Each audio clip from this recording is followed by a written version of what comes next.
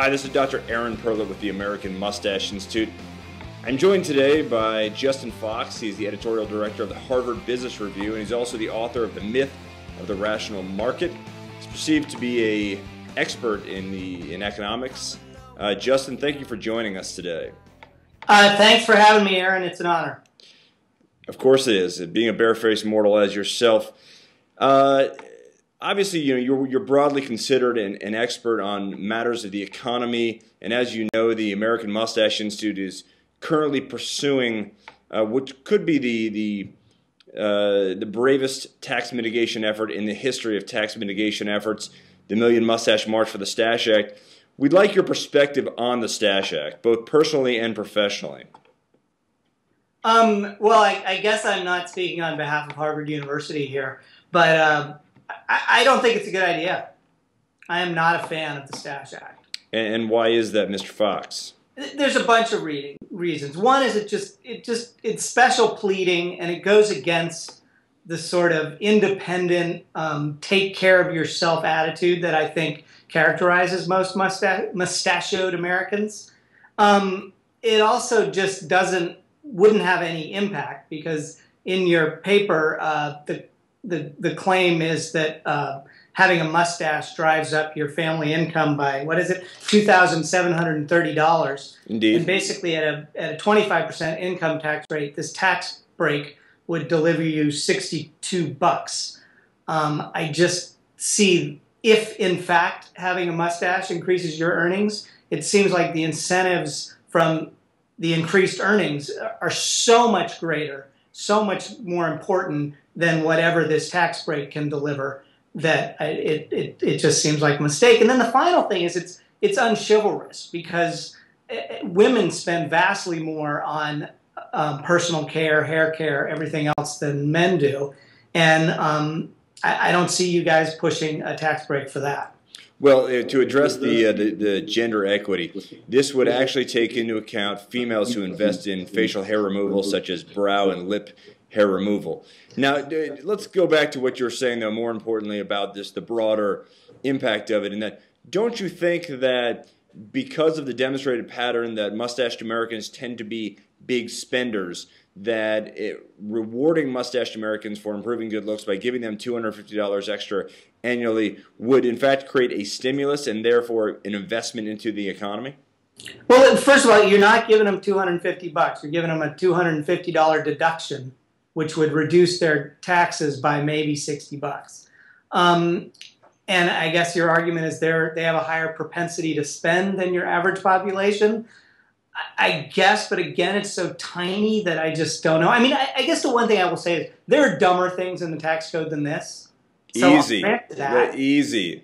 I think, but tread carefully. It would have the multiple effects of cluttering up the tax code even more than it's already cluttered up, and probably having no discernible impact on anything. Should, in considering your remarks, should the American people take into account the fact that you are a Dutch sympathizer? No, but they should probably take into account that I don't have a mustache. And that's, I mean, a good point. Do you think that sullies in any way your perspective on this, that you have not led a sexually dynamic mustached American lifestyle? I just don't have a mustache. I guess at some level, since this favors people with mustaches, that I can't, because there's just no way, if that were the standard, then no one could ever comment on this, because people with mustaches are obviously biased, and those without, I mean, I guess I'm the kind of person, I'm in this vast constituency of people you're hoping to affect with this legislation and cause to grow a mustache. And so I guess in that sense, I'm probably better placed than anybody at AMI to discuss the effects. Don't you think, though, that, I mean, I know you and I have spoken on many times in the past. You're familiar with the science, and I'm sure you know that wearing a mustache improves good looks by 38%. Do you care about the perception of America in that we need to be a better-looking nation so we won't be called ugly Americans? I'm just flummoxed on that one because I don't want to say anything negative about your science, and therefore But I just don't buy that. I think it's great that there are people with mustaches. The 1972 Oakland A's, my favorite baseball team of all time. But I also think it's important that we retain the freedom not to have mustaches. And I don't think we really need to get the government involved in favoring one way or the other. I'm a big fan of the efforts of AMI to push for more recognition for people with mustaches, but you're reaching the area of sort of special pleading when you push legislation like this. Why should mustache Americans buy the myth of the rational market, Justin? Because they want to know more about financial theory and the history of financial theory.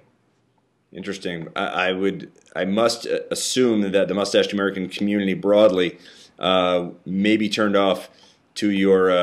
No, because I think mustached Americans in general are very self-reliant, go-get-em people who aren't sitting around waiting for the government to give them a handout. But they could use that extra $60 to go out and buy 6 Hall & Oates albums. There is that. And I can't deny the stimulative economic impact of mass Hall & Oates purchases.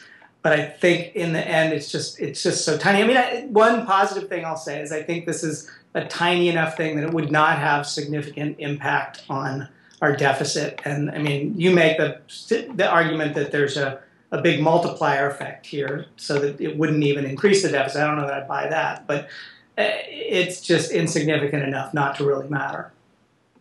All right, Justin. Well, we appreciate your time. If people want to learn more about your communist thinking, where can they find you online? At hbr.org. Okay. Once again, Justin Fox, editorial director of the Harvard Business Review and author of the award-winning The Myth of the Rational Market. Justin, despite the fact that we clearly have our differences, I'm better looking than you are and obviously more sane, we do appreciate your time because you have certainly given your time freely to the American Mustache Institute over the past 5 to 10 years. I have, and it's been a pleasure. Thank you very much.